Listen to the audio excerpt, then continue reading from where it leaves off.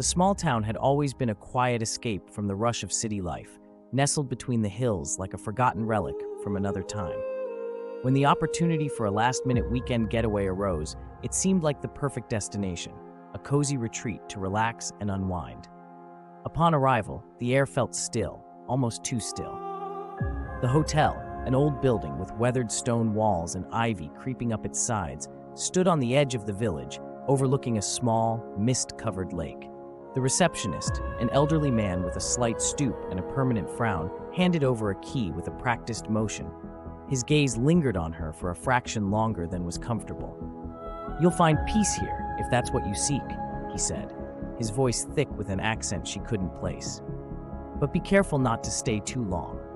She chuckled lightly, dismissing his words as quirky small-town hospitality.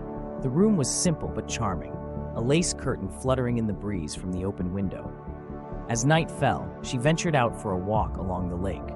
The path was narrow, barely wide enough for two people, winding through trees whose branches twisted like gnarled fingers. She walked slowly, taking in the serenity, the only sound the occasional rustle of leaves. But then she heard it, a soft whisper, like a voice carried by the wind. At first, she thought it was just the trees swaying, but the whisper grew clearer, more distinct. Her name.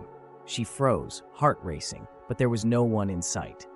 Only the empty path, the dense fog curling around the lake. She turned back toward the hotel, the strange sensation of being followed creeping over her. Inside, the lights flickered faintly as she passed through the dim hallway. Her room felt colder now, the silence pressing in from all sides. A glance out the window revealed no sign of movement, no signs of life in the village below. That night, she dreamed of the lake, a figure standing just beneath the surface, their faces pale and distorted. Their eyes, dark as the water, stared at her with an unsettling intensity. She awoke in a cold sweat, heart pounding.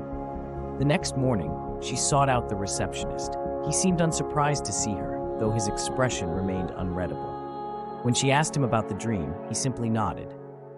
"People come here, thinking they can leave their troubles behind," he said quietly. "But the town, the lake, it has a way of holding on."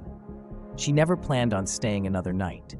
The town, with its tranquil beauty, had an undercurrent of something darker.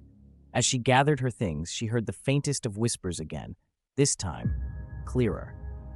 "Stay." And just before she left, she glanced out the window one last time, her reflection blending with the mist on the lake.